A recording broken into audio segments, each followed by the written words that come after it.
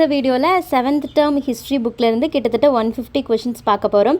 இது TNPSC and TET exam எழுதுகிற கேண்டிடேட்ஸ்க்கு ரொம்பவே யூஸ்ஃபுல்லாக இருக்கும். ஸோ ஸ்கிப் பண்ணாமல் பாருங்கள்.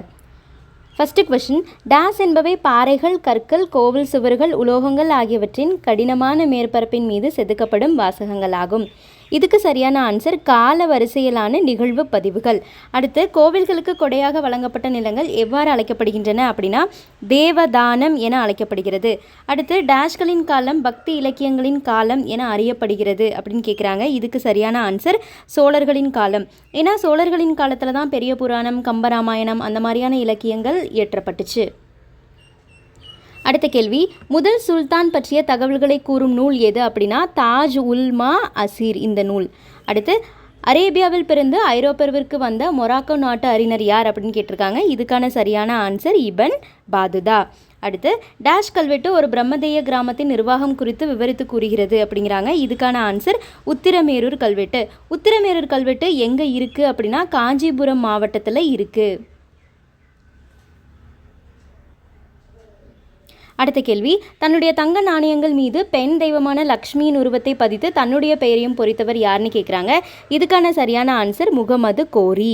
அடுத்து, ஒரு ஜிட்டால் என்பது 3.6 வெள்ளி குன்றிமணிகளை கொண்டிருந்தது. அடுத்த கேள்வி, கிபி 1420 விஜயநகருக்கு வருகை புரிந்த இத்தாலிய பயணி யாருன்னு கேட்குறாங்க. இதுக்கான சரியான ஆன்சர் நிக்கோலா கோண்டி. அடுத்த கேள்வி, காஃபி கான் எந்த மன்னனின் அவையில் முக்கிய அறிஞராக இருந்தார் கேட்குறாங்க. இதுக்கான சரியான ஆன்சர் அவுரங்கசீப்.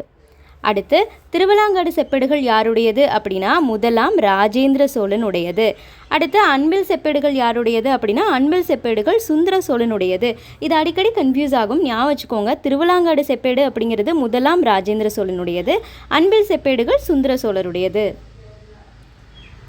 அடுத்த கேள்வி, உத்திரமேரூரில் காணப்படும் கல்வெட்டுக்கள் எதை பற்றி கூறுகின்றன அப்படின்னா கிராமங்கள் எவ்வாறு நிர்வகிக்கப்பட்டன என்பதை பற்றி கூறுகிறது. அடுத்து, சோழ அரசர்களால் வழங்கப்பட்ட பிரம்மதேயம் என்பது என்ன அப்படின்னா பிரம்மதேயம் அப்படிங்கிறது இலவசமாக வழங்கப்பட்ட நிலங்கள். இது பிராமணர்களுக்கு கொடையாக வழங்கப்பட்ட நிலங்களாகும். அடுத்து, சோழ அரசர்களால் தேவதானம் என்று வழங்கப்பட்ட இலவச நிலங்கள் யாருக்கு கொடுக்கப்பட்டது அப்படின்னா தேவதானம் அப்படிங்கிறது கோவில்களுக்கு இலவசமாக கொடுக்கப்பட்ட நிலங்கள். அடுத்த கேள்வி, சாலபோகம் என்ற நிலங்கள் யாருக்கு பராமரிப்பதற்காக கொடுக்கப்பட்டது அப்படின்னா சாலபோகம் கல்வி நிலையங்களுக்கு இலவசமாக கொடுக்கப்பட்ட நிலங்கள். பள்ளிச்சந்தம் அப்படிங்கிறது யாருக்கு கொடுத்துருப்பாங்க அப்படின்னா சமண சமய நிறுவனங்களுக்கு இலவசமாக கொடுத்துருப்பாங்க. அடுத்த கேள்வி, விஜயநகர பேரரசின் தலைநகரமாக இருந்த நகரம் எதுன்னு கேட்குறாங்க. இதுக்கான சரியான ஆன்சர் ஹம்பி.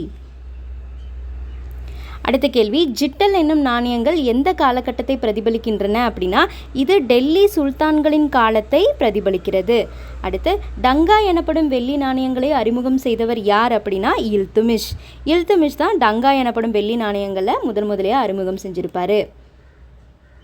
அடுத்த கேள்வி, பக்தி இலக்கியங்கள் அதிகமாக வளர்ச்சியடைந்த காலம் முன்னாடியே பார்த்துட்டோம், சோழர்களின் காலம். அடுத்து, 12 ஆழ்வார்களால் இயற்றப்பட்டு நாதமுனியால் தொகுக்கப்பட்ட இலக்கியம் எது அப்படின்னா 4000 திவ்ய பிரபந்தம். நாதமுனியில் இருக்கனா 4000 திவ்ய பிரபந்தத்தில் இருக்கனா அப்படி ஈஸியாக ஞாபகம் வச்சுக்கோங்க. அடுத்து, அப்பர், சம்பந்தர், சுந்தரர் ஆகியோரால் இயற்றப்பட்டு நம்பியாண்டர் நம்பியால் தொகுக்கப்பட்ட பக்தி இலக்கியம் எதுன்னு கேட்குறாங்க. இதுக்குன்னு சரியான ஆன்சர் தேவாரம். அடுத்த கேள்வி, கீத கோவிந்தம் என்றும் பக்தி இலக்கியம் யாரால் எழுதப்பட்டது அப்படின்னா கீத கோவிந்தத்தை எழுதியவர் ஜெயதேவர். அடுத்த கேள்வி, பக்தி இயக்கத்தின் தொடர்ச்சியாக எழுதிய வட இந்திய கவிஞர் யார் அப்படின்னா இதுக்கான சரியான ஆன்சர் கபீர்தாஸ். அடுத்த கேள்வி, அமுக்த மால்யுதா என்ற இலக்கியத்தை யார் எழுதியது அப்படின்னா கிருஷ்ண தேவராயர் எழுதியிருக்காரு. என்ன மொழியில் எழுதியிருப்பாரு அப்படின்னா தெலுங்கு மொழியில் எழுதியிருப்பாரு. அடுத்த கேள்வி, பிருத்திவிராஜ ராசோ என்ற இலக்கியம் யாரின் மனத்துணிச்சலை பிரதிபலிக்கிறது அப்படின்னா ராஜபுத்திர அரசர்களின் மனத்துணிச்சலை பிரதிபலிக்கிறது. இதை எழுதினது யாரு அப்படின்னா சந்த் பார்த்தை. அடுத்து, ராஜதரங்கிணி என்னும் வரலாற்று நூலை யார் எழுதினார் அப்படின்னு கேட்டிருக்காங்க. இதுக்கான சரியான ஆன்சர் கல்ஹனர். அடுத்து, ராஜதரங்கிணி எந்த காலகட்டத்தை பற்றி வரலாற்று சான்றை கூறுகிறது அப்படின்னா இஸ்லாமுக்கு முந்தைய இந்தியா எப்படி இருந்துச்சு அப்படிங்கிறதுக்கான ஒரே ஒரு சான்று இருக்கிறது இந்த ராஜதரங்கிணி அப்படிங்கிற நூல் தான். அடுத்த கேள்வி, மதுரா விஜயம் என்னும் இலக்கியம் எந்த தலைநகரின் வெற்றியை சிறப்பித்து கூறுகிறது அப்படின்னா மதுரை. அதே மாதிரி மதுரா விஜயம் நூல் யாரால் எழுதப்பட்டது அப்படின்னா கங்காதேவி என்பவரால் எழுதப்பட்டது. அடுத்து கிருஷ்ணதேவராயரின் அமுக்த மால்யுதா எந்த மொழியில் எழுதப்பட்டதுன்னா முன்னாடியே பார்த்துட்டோம், தெலுங்கு மொழியில் எழுதப்பட்டிருக்கும். அடுத்த கேள்வி, மார்க்கோ போலோ எப்போது தமிழ்நாட்டுக்கு வந்தார் அப்படின்னா 13ஆம் நூற்றாண்டில் வந்திருப்பார். இது பாண்டியர்களோட காலமாக இருந்திருக்கும். அடுத்து மார்க்கோ போலோ காயல் என்ற ஊருக்கு எத்தனை முறை வந்துள்ளார் அப்படின்னா 2 முறை வந்துள்ளார். ரொம்பவே இம்பார்ட்டண்ட். அடுத்து கஜினி மாமூதின் உடன் இந்தியா வந்தவர் யார் அப்படின்னா அல்பர்னி. அடுத்து தாயுக் ஹி ஹிந்த் என்ற நூலை யார் எழுதினார்கள் அப்படின்னா இதுக்கான சரியான ஆன்சர் அல்பர்னி. அடுத்து ராக்லா என்னும் பயண நூலை எழுதியவர் யார் அப்படின்ட்டு இருக்காங்க. இதுக்கான சரியான ஆன்சர் இபன் பாதுதா. அடுத்து பொறுத்துக, கஜுராகோ அப்படிங்கிறது மத்திய பிரதேசத்தில் இருக்க ஒரு கோவில், கோனார்க் அப்படிங்கிறது ஒடிஷாவில் இருக்க கோவில், தில்வாரா அப்படிங்கிறது அபுகுண்ட்ரு அப்படின்னு சொல்லுவாங்க. இந்த தில்வாரா எங்கே இருக்குது அப்படின்னா ராஜஸ்தான் மாநிலத்தில் இருக்குது. விருப்பாக்ஷா ஹம்பியில் இருக்குது. அடுத்த கேள்வி, தவறான இணையை கண்டறியவும். மதுரா விஜயம் என்ற நூலை எழுதியவர் கங்காதேவி, சரியாக தான் இருக்குது. அபுல் பாசல் எழுதிய நூல் அயனி அக்பரி, இதுவும் சரியாக தான் இருக்குது. இபன் பாதுதாவோடது தாயு குய் ஹிந்தான்னு கேட்டிங்கன்னா கிடையாது. இபன் பாதுதாவோட பயண நூல் ராக்கிலா. தாயு குய் ஹிந்த் அப்படிங்கிறது நம்ம முன்னாடி பார்த்துருப்போம், இது எழுதினது அல்பர்னி. ஸோ இந்த இணை தவறாக இருக்குது. அடுத்த அமுக்த மால்யுதா எழுதினது கிருஷ்ணதேவராயர், இது சரியாக தான் இருக்குது. அடுத்த லெசன் தென்னிந்திய புதிய அரசுகள். இதில் பிற்கால சோழர்கள் பற்றியும் பாண்டியர்கள் பற்றியும் பேசியிருக்காங்க. என்னென்ன கொஸ்டின் இருக்குன்னு பார்த்துருவோம் வாங்க. கேள்வியை கவனிங்க. சோழ அரசின் தலைநகர் என்னவாக இருந்ததுன்னு கேட்குறாங்க. இது இனிஷியலாக உறையூராக இருந்திருக்குங்க. அதுக்கப்புறம் விஜயாலய சோழன் சோழ வம்சத்தை மீட்டெடுத்ததுக்கப்புறமா தஞ்சாவூருக்கு தலைநகரை சேஞ்ச் பண்ணியிருப்பார். அதுக்கப்புறமா ராஜராஜ சோழனுக்கு வழி வந்த ராஜேந்திர சோழன் கங்கை கொண்ட சோழபுரத்துக்கு தலைநகரை சேஞ்ச் பண்ணியிருப்பார். அடுத்த கேள்வி, முதலாம் ராஜேந்திரனின் முக்கிய வட இந்திய படையெடுப்பின் நினைவாக எந்த கோயில் எழுப்பப்பட்டது அப்படின்னா கங்கை கொண்ட சோழபுரம். அடுத்து அதிராஜேந்திரனின் மரணத்திற்கு பிறகு யார் சோழ அரணையை ஏற்றார் அப்படின்னா முதலாம் குலோத்துங்கன் ஏற்றிருப்பார். முதலாம் குலோத்துங்கனோட உண்மையான பேர் ராஜேந்திர சாளுக்கியன். அடுத்து முதலாம் மாரவர்மன் குலசேகர பாண்டியன் எப்போது சோழர்களை வென்றார் அப்படின்னா 1279 ஜெயிச்சிருப்பார். சோழர்களின் ஆட்சியை முடிவுக்கு கொண்டு செல்லும் நிகழ்வு எப்போது நடந்ததுனாலும் ஆன்சர் 1279. அடுத்து உத்திரமேரூர் கல்வெட்டு எங்கே உள்ளது முன்னாடியே பார்த்துட்டோம், இது காஞ்சிபுரம் மாவட்டத்தில் இருக்குது. அடுத்த கேள்வி, உத்திரமேரூர் கல்வெட்டுக்கள் எந்த வகையான கிராமத்திற்கு சொந்தமானவை அப்படின்னா பிரம்மதேய கிராமங்களுக்கு சொந்தமானவை, பிராமணர்களுக்கு இலவசமாக வழங்கப்பட்ட நிலங்கள். அடுத்து சோழ அரசின் முக்கியமான பொது வருவாயானது எங்கிருந்து பெறப்பட்டது அப்படின்னா நிலவரியிலிருந்து பெறப்பட்டது. அடுத்து நிலவரியானது எவ்வாறு அழைக்கப்படுகிறது அப்படின்னா இது காணிக்கடன் என்று அழைக்கப்பட்டது. அதாவது சோழர் காலத்தில் வசூலிக்கப்பட்ட நிலவரியானது காணிக்கடன் அப்படின்னு அழைக்கப்பட்டுச்சு. அடுத்து முதலாம் ராஜேந்திரன் எங்கு வேத கல்லூரி ஒன்றை நிறுவினார் அப்படின்னா எண்ணாயிரத்தில் நிறுவியிருப்பார் முதலாம் ராஜேந்திரன். அடுத்து திருபுவனியும் திருமுக்கூடலையும் எந்த ஆண்டுகளில் கல்லூரிகள் நிறுவப்பட்டன அப்படின்னா 1048 மற்றும் 1067 நிறுவியிருப்பாங்க. திருபுவனம் அப்படிங்கிறது எங்கே இருக்குது அப்படின்னா இன்றைய புதுச்சேரியில் இருக்குது. அதே மாதிரி திருமுக்கூடல் அப்படிங்கிறது எங்கே இருக்குது அப்படின்னா செங்கல்பட்டில் இருக்குது. ஸோ அடுத்த கேள்வி, முதலாம் ராஜேந்திரனின் காலத்திற்கு பிறகு கல்விக்கான ஆதரவு வழங்கப்பட்ட பகுதிகள் எவை அப்படின்னா திருபுவனை மற்றும் செங்கல்பட்டு. அடுத்த கேள்வி, பாண்டியர்கள் எந்த காலத்திலிருந்து தென்னிந்தியாவில் ஆட்சி செய்தனர் அப்படின்னா 4ஆம் நூற்றாண்டிலிருந்தே அவங்க ஆட்சி செஞ்சுருப்பாங்க. அடுத்து பாண்டியர்களின் ஆட்சி ஆரம்ப காலத்தில் எங்கு அவர்களின் துறைமுகமாக கருதப்பட்டதுன்னா முன்னாடி கொர்க்கையாக இருந்திருக்கும், அதுக்கப்புறம் காயலுக்கு சேஞ்ச் பண்ணியிருப்பாங்க. அடுத்து பாண்டியர்களின் பழைய தமிழ் கல்வெட்டுக்கள் எங்கு கண்டறியப்பட்டன அப்படின்னா மதுரை மற்றும் அதன் சுற்றுப்புறங்களில் கண்டெடுக்கப்பட்டன. அடுத்த கேள்வி, 6ஆம் நூற்றாண்டின் இறுதியில் பாண்டியர்களின் பகுதியை மீட்ட பாண்டிய அரசன் யார் அப்படின்னா கடுங்கோன். அடுத்த கேள்வி, 756 முதல் 815 ஆண்டுகள் வரை பாண்டியர்களின் ஆட்சியில் இருந்த முக்கியமான அரசர் யார் அப்படின்னா பராந்தக நெஞ்சுடையான். பாண்டியர்களின் முதன்மை தலைநகரம் எதுன்னு கேட்டிருக்காங்க. இதுக்கான சரியான ஆன்சர் மதுரை. அடுத்த கேள்வியை கவனிங்க. வேள்விக்குடி செப்பேடுகளின் கொடையாளி யார் அப்படின்னா ஜடல பராந்தக நெஞ்சுடையான். இவர் தான் முதலாம் வரகுணன் எனவும் அழைக்கப்படுகிறார். அடுத்து அரிகேசரி மாரவர்மன் எப்போது ஆட்சிக்கு வந்தார் அப்படின்னா கிபி 642 ஆட்சிக்கு வந்திருப்பார். அடுத்து பாண்டியர்களின் முதன்மை தலைநகரம் எது அப்படின்னா முன்னாடியே பார்த்துட்டு மதுரை. அடுத்த கேள்வி கவனிங்க. கடுங்கோனால் மீள் எழுச்சி பெற்ற பாண்டியர்களில் இறுதியானவர் யார் அப்படின்னா 2ஆம் ராஜசிம்மன். இவர் நாட்டை விட்டு வெளியேறினதுக்கு அப்புறமாவே கடுங்கோனால் மீள் எழுச்சி பெற்ற பாண்டியர்கள் அந்த வம்சமானது முடிஞ்சிடும். அடுத்து மார்க்கோ போலோ எப்போது காயலுக்கு வந்தார் அப்படின்னா 2 முறை வந்திருக்காருன்னு பார்த்தோம். அது என்னென்ன இயர் அப்படின்னா 1288 மற்றும் 1293. அடுத்து பாண்டியர்களின் முக்கிய துறைமுகமாக இருந்தது எது அப்படின்னா காயல், இப்போதைய தூத்துக்குடி மாவட்டத்தில் இருக்குது.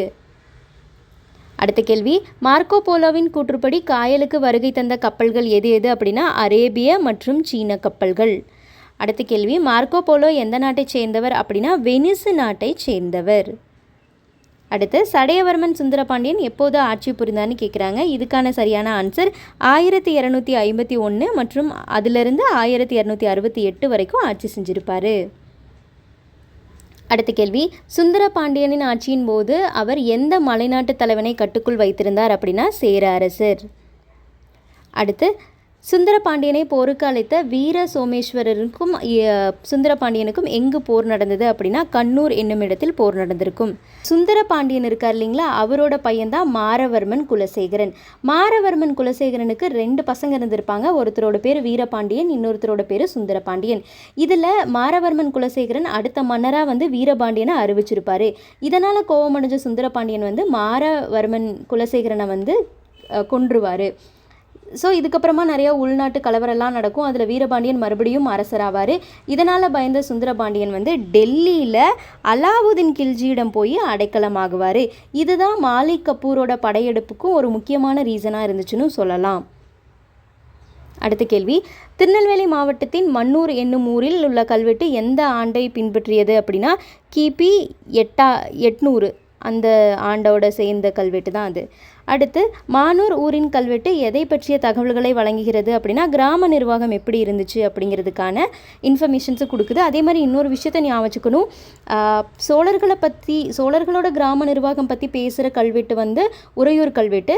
அதே மாதிரி பாண்டியர்களோட கிராம நிர்வாகம் பற்றி பேசுகிற ஒரு கல்வெட்டு அப்படின்னா அது மானூர் கல்வெட்டு. அடுத்து, பிற்கால சோழ வம்சத்தை மீட்டெழுச்சதை இதுவரை முன்னாடியே பார்த்துட்டோம், விஜயாலய சோழன். இது புக் பேக் கொஸ்டினுங்க, இதுலேருந்து இருக்கிறது எல்லாமே. அடுத்து, கீழ்காணும் பாண்டிய அரசர்களுள் களப்பிரர் ஆட்சியை முடித்து வைத்தவர் என அறியப்படுபவர் கடுங்கோன். கீழ்காணுபவற்றில் சோழர்களின் நிர்வாகத்தில் மிகச்சிறிய அழகு எது அப்படின்னா கூற்றம்.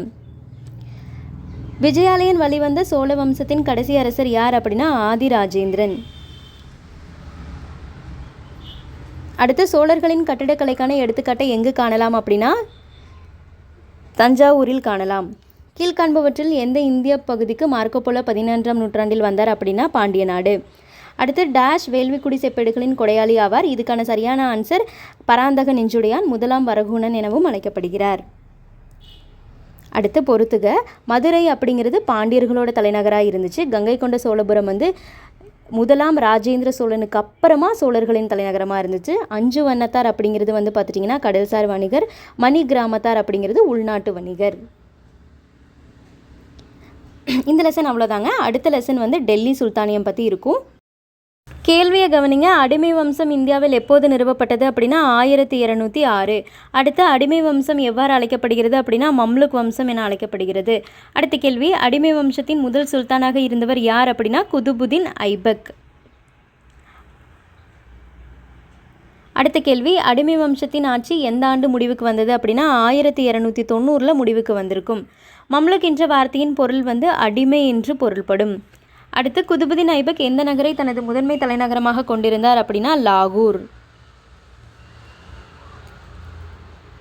அடுத்து, குதுபுதீன் ஐபக் கீழே கங்கை சமவெளியை எவரிடம் ஒப்படைத்திருந்தார் அப்படின்னா பக்தியார் கில்ஜியிடம் ஒப்படைத்திருந்தார். இந்த பக்தியார் கில்ஜி தான் நலந்தா பல்கலைக்கழகத்தை அளித்தார் அப்படின்னு சொல்லப்படுது.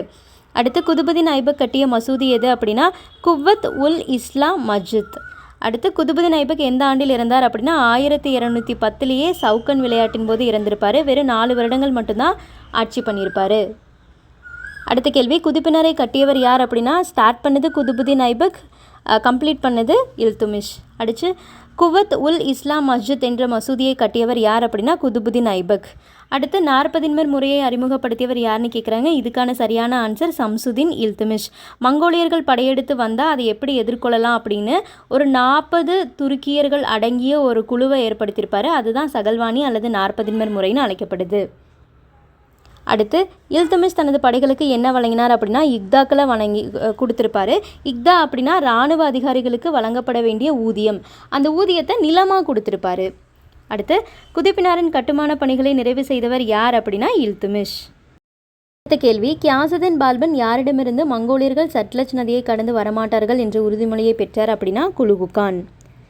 கியாசுதீன் பால்பனோட மகன் தான் கைகுபாத் வந்து திறமையற்றவராக இருந்திருப்பார். ஸோ அதனால் அங்கிருந்த படைத்தளபதியான ஜலாலுதீன் கில்ஜி வந்து கில்ஜி வம்சத்தை ஸ்டார்ட் பண்ணி வச்சுருப்பார்.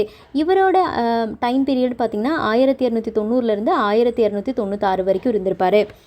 ஜலாலுதீன் கில்ஜி யாரை எதிர்த்து படையெடுப்பை நடத்த திட்டமிட்டார் அப்படின்னா தேவகிரி யாதவ அரசருக்கு எகெயின்ஸ்டாக ஒரு வார் பண்ணலான்னு சொல்லிட்டு அலாவுதீன் கில்ஜி அனுப்பிச்சி வச்சுருப்பார். அலாவுதீன் கில்ஜி தன் அரசியலுக்கு ஆதரவுக்காக எந்த ஒரு முக்கியமான நகரத்தை கைப்பற்றினார் அப்படின்னா தேவகிரியில் கிடைச்ச பெரும் செல்வங்களெல்லாம் அலாவுதீன் கில்ஜி யூஸ் பண்ணி ஜலாலுதீன் கில்ஜியை கில் பண்ணியிருப்பார். அடுத்த கேள்வி, அலாவுதீன் கில்ஜி யாரை வஞ்சகமாக கொன்றார் அப்படின்னா ஜலாலுதீன் கில்ஜியை கில் பண்ணியிருப்பார். அலாவுதீன் கில்ஜி எப்போது டெல்லியின் சுல்தானாக தன்னை அறிவித்து கொண்டார் அப்படின்னா 1296. அடுத்து மாலிக் கபூரை தலைமை தளபதியாக யாரிடம் பணியாற்றினார் அப்படின்னா அலாவுதீன் கில்ஜி கிட்ட பணியாற்றியிருப்பார்.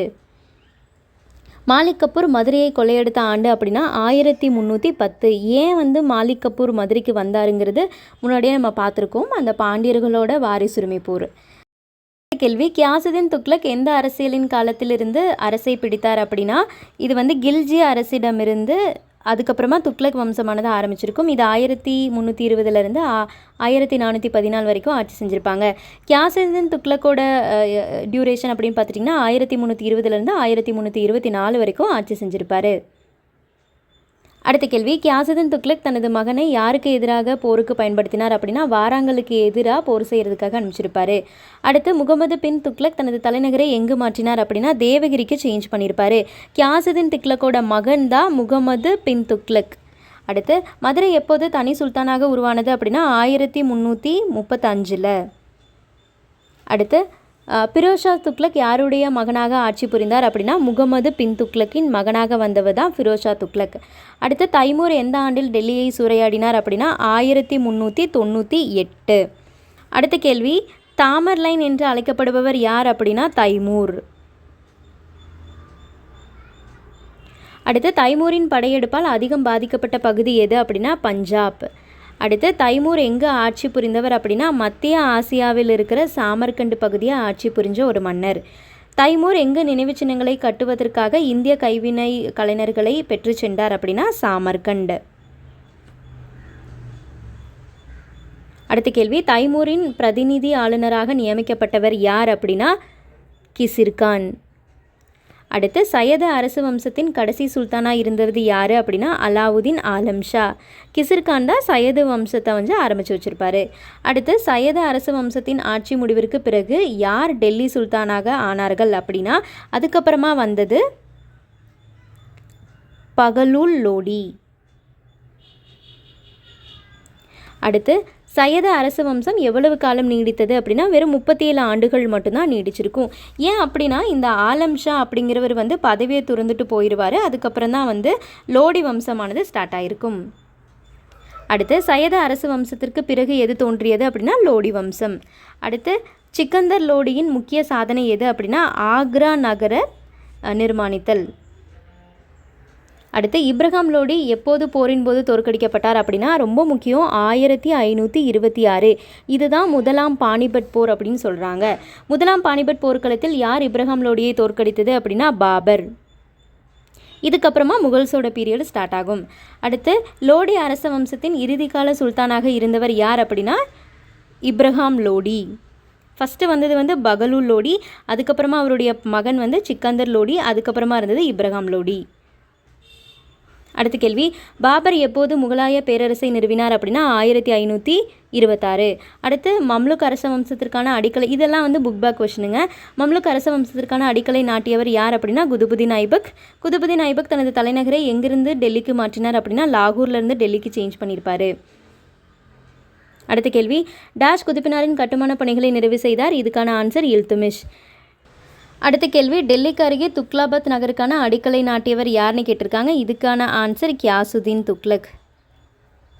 அடுத்த கேள்வி, டேஷ் துக்ளக் அரச வம்சத்தை தோற்றுவித்தவர் ஆவார் அப்படின்னா கியாசுதீன். அடுத்து முகமது பின் துக்ளக் தனது தலைநகரை டெல்லியிலிருந்து தேவகிரிக்கு மாற்றியிருப்பார். அதுபோக தேவகிரிக்கு தௌலாபாத் அப்படிங்கிற பேரையும் வச்சுருப்பாங்க. அடுத்த கேள்வி, புகழ்பெற்ற பாரசீக கவிஞர் அமீர் குஸ்ருவை ஆதரித்தவர் யார் அப்படின்னா பால்பன். அடுத்து டெல்லியில் உள்ள குவத் உல் இஸ்லாம் மசூதியை கட்டியவர் குதுபுதீன் ஐபக். அடுத்து இந்தியாவிற்கு செங்கிஸ்கான் தலைமையிலான மங்கோலர்களின் அச்சுறுத்தல் இல்துமிஷோட ஆட்சியின் போது ஏற்பட்டிருக்கும். அடுத்து துக்ரில்கான் அப்படிங்கிறது வங்காளத்தோட ஆளுநராக இருந்திருப்பார். அலாவுதீன் காராவின் ஆளுநராக இருந்திருப்பார். பகலுல் லோடி சிர்கந்தின் ஆளுநர். இதில் சிர்கந்த் அப்படின்னா பஞ்சாப்னு அர்த்தங்க. அடுத்து ரஷ்யாவோட தனி உதவியாளராக இருந்தது யார் அப்படின்னா ஜலாலுதீன் யாகுத். அடுத்த கேள்வி பொறுத்துக்க மாதிரி கேட்டிருக்காங்க. குதுபுதீன் ஐபக்கோட சன் ஆரம் ஷா. இல்துமிஷோடது பார்த்துட்டிங்க அப்படின்னா ருக்குதீன் பிரோஷ். பால்பனோட பையன் கைகுபாத். கியாசுதீன் அலாவுதீனோட வழித்தோன்றலாக இருந்திருப்பார். அடுத்து பகலுல் லோடியோட சன் சிக்கந்தர் லோடி.